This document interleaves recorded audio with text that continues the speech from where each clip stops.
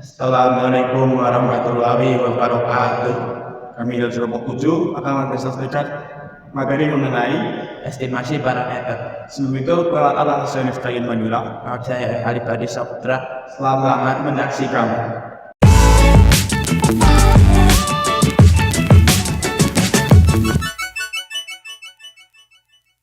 Estimasi parameter.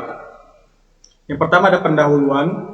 Seringkali dihadapkan bahwa parameter dari populasi itu sendiri tidak diketahui meskipun distribusi dari populasi tersebut diketahui. Misalkan suatu populasi dinyatakan berdistribusi normal, tetapi parameter rata-rata tidak dan simpangan baku tidak diketahui. Atau misalkan suatu populasi diketahui mempunyai distribusi binomial, tapi parameter proporsional P tidak diketahui. Ada dua cara yang dipelajari dalam statistik inferensial untuk mengetahui parameter populasi, yaitu dengan cara pendugaan atau penafsiran dan dengan cara pengujian hipotesis. Dua cara ini didasarkan pada statistik atau besaran yang dihitung dari sampel, sehingga kita harus mengambil sampel dari populasi. Untuk mengenai hal ini, pandanglah hubungan antara populasi dan sampel pada gambar berikut ini. Pada gambar tersebut, parameter populasi ditulis dengan huruf Latin, yaitu theta, di mana theta bisa berupa rata-rata populasi, bisa berupa simpangan baku populasi, dan bisa berupa proporsi populasi. Statistik dari sampel ditulis dengan huruf theta topi, di mana theta topi bisa berupa rata-rata sampel, bisa berupa simpangan baku, dan juga bisa berupa proporsi sampel. Pada statistik inferensial, statistik theta topi ini yang dipakai untuk menduga parameter theta dari populasi. Tempatnya adalah sebagai berikut. Statistik theta topi sama dengan X bar dipakai untuk menduga parameter theta sama dengan U. Yang kedua, statistik theta topi sama dengan S dipakai untuk menduga parameter theta topi sama dengan simpangan baku. Yang ketiga, statistik theta topi sama dengan P topi dipakai untuk menduga parameter theta topi sama dengan P. Pada hubungan ini menjelaskan bahwa statistik theta topi berperan sebagai penduga, sedangkan parameter theta berperan sebagai sesuatu yang diduga. Statistik theta topi baru bisa dihitung setelah kita mengambil sampel secara berulang dari populasi.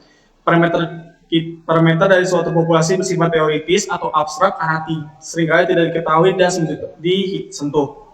Sedangkan statistik dari sampel bersifat empiris atau nyata karena dapat dihitung dari sampel. Yang kedua, ada penduga yang baik. Oleh karena tujuannya adalah untuk memperoleh gambaran yang baik mengenai populasi, maka statistik yang dipakai untuk menduga parameter theta haruslah merupakan penduga yang baik, yaitu penduga yang mempunyai 3 ciri sebagai berikut ini. Yang pertama, theta topi merupakan penduga yang bias. Yang kedua, theta topi merupakan penduga yang efisien. Yang ketiga, theta topi merupakan penduga yang konsisten. Sesuai dengan gambaran, pandanglah gambar berikut ini yang berkaitan dengan ciri penduga yang baik tersebut. Yang pertama, penduga tak bias. Penduga tak bias artinya penduga yang tepat mengenai sasaran seperti gambar di sebelah atas. Sedangkan penduga bias artinya penduga yang tidak tepat mengenai sasaran atau disebut meleset seperti gambar sebelah kanan. Yang kedua, ada penduga yang efisien. Penduga yang efisien artinya data sampel mempunyai variasi yang lebih kecil, maka dinyatakan sampel tersebut merupakan penduga yang efisien, yaitu pada variasi simpangan baku 1 pangkat 2. Yang ketiga, penduga yang konsisten. Penduga yang konsisten artinya makin besar ukuran sampel statistik, maka penduga theta topi makin mendekati parameter theta dari populasi seperti pada gambar sampel ketiga, di mana distribusi sampel konsisten bergerak ke kiri. Nilai rata-rata X bar dari sampel berukuran N yang diambil secara acak dari populasi dengan rata-rata U merupakan penduga yang tak bias karena dalam buka kurung X bar sama dengan U.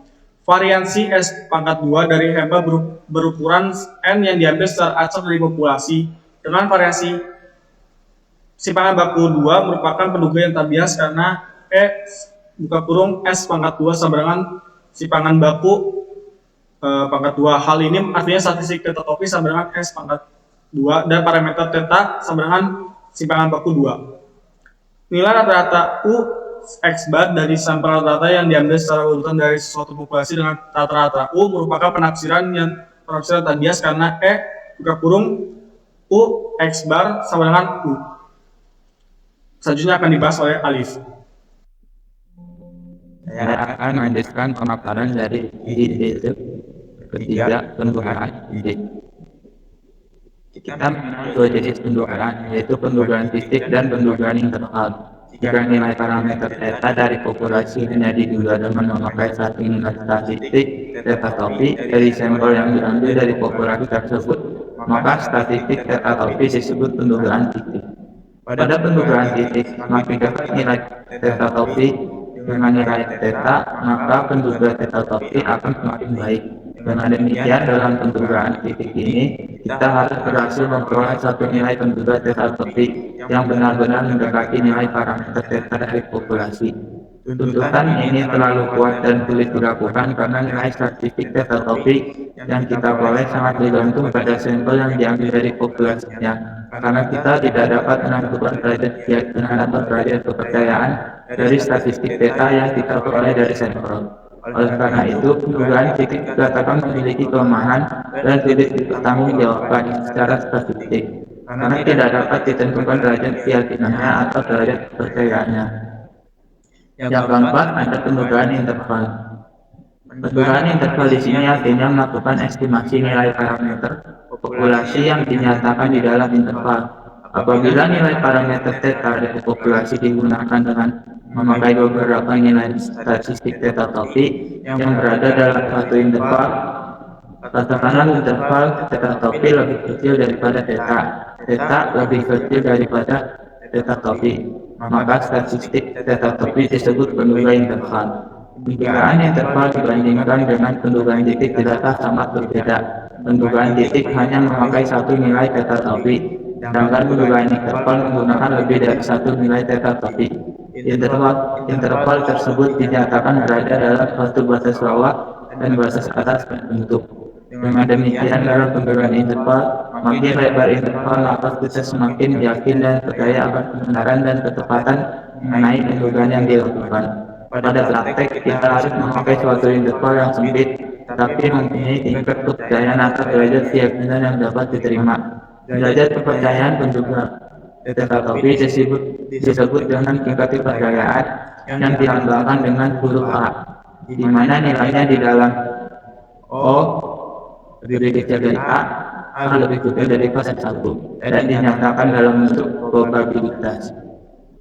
Secara umum, dengan mengambil sampel acak secara berulang, maka kita akan memperoleh distribusi statistik theta, sehingga probabilitas dari interval theta topi 1 lebih kecil daripada theta lebih kecil daripada theta topi 2 akan sama dengan nilai tertentu yang diinginkan, yaitu dengan rumus sebagai berikut dan penjelasannya. Berdasarkan rumus sebelumnya, apabila sampel telah diambil, maka dapat menghitung nilai theta 1 dan theta topi 2, sehingga merupakan nilai yang tetap. Misalnya, bahwa P kurung K 160 lebih kecil daripada theta lebih kecil dari 166, sama dengan 0,96.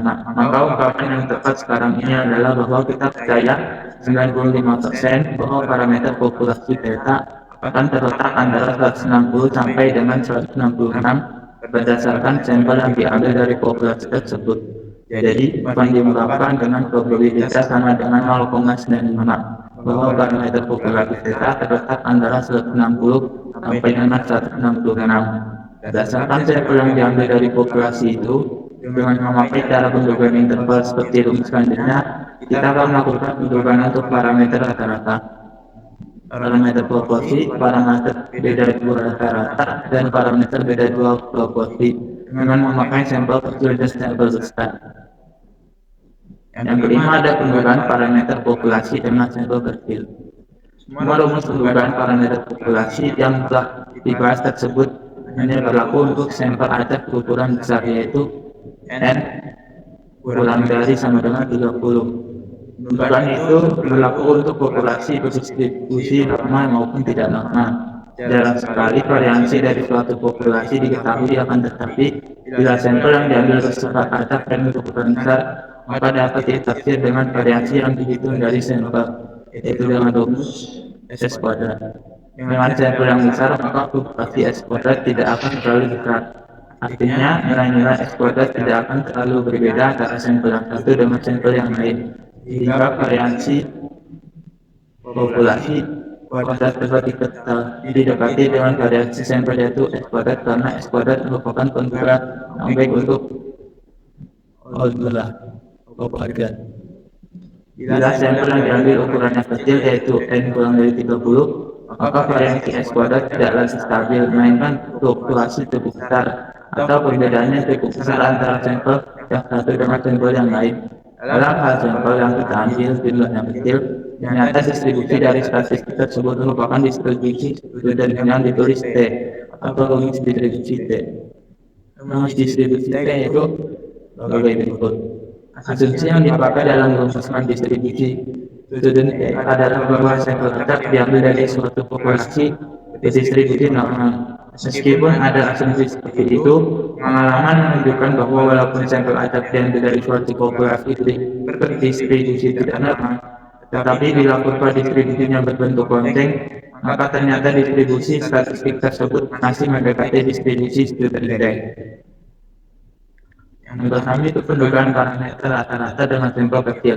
Dalam merumuskan interval kepercayaan 1 dikurang A kali 100%. Dari pendugaan parameter rata-rata dengan sampel kecil, sama seperti memutuskan interval kepercayaan dari pendugaan parameter rata-rata dengan sampel besar. Demikian juga untuk merumuskan interval kepercayaan untuk pendugaan parameter populasi, untuk penduga parameter beda dua rata-rata, dan untuk penduga parameter beda dua populasi. Dengan demikian, interval kepercayaan untuk pendugaan parameter rata-rata dengan sampel kecil N kurang dari 30 yang diambil dari suatu populasi di mana variasi kuadrat dari populasi itu tidak diketahui, itu dengan rumus berikut dan penjelasannya.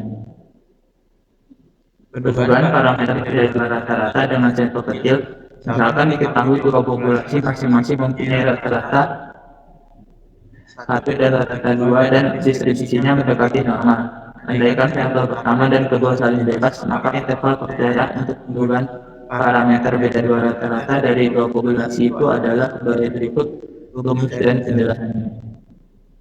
Akan tetapi, bila variasi dua populasi itu tidak sama sesungguhnya, yaitu dan kedua variasi tidak diketahui nilainya, maka interval kepercayaan untuk pendugaan parameter beda dua rata-rata dari dua populasi itu berubah menjadi rumusnya seperti itu dan penjelasannya. Sekian pemaparan materi dari kelompok kami, semoga bermanfaat, kurang lebihnya mohon maaf.